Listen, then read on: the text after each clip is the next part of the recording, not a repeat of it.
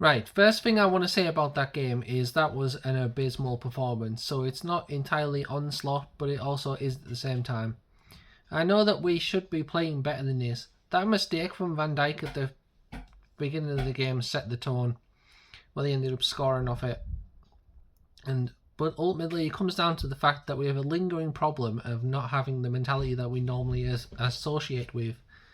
Because so many games we've conceded a set piece at the end of the game, and ultimately it's carrying on throughout the year, whether it's Leeds, Crystal Palace, Chelsea, United. We're just conceding goals at the end. I was happy we scored a set piece in this game, but ultimately it doesn't matter because we've dropped 3 points. I feel like we definitely know that Slot is leaving this team because it just doesn't matter. He's doing enough to secure top 4 and then he'll be out of here.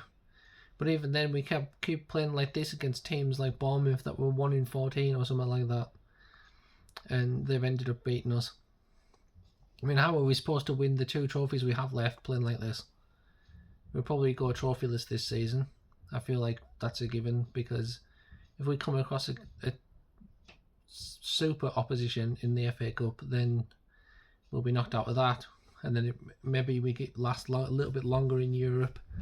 Because we seem to be playing well in Europe, but just not in the league right now. And I'm fed up with him. I know it's not entirely his fault, as I keep saying, but he is the manager at the end of the day.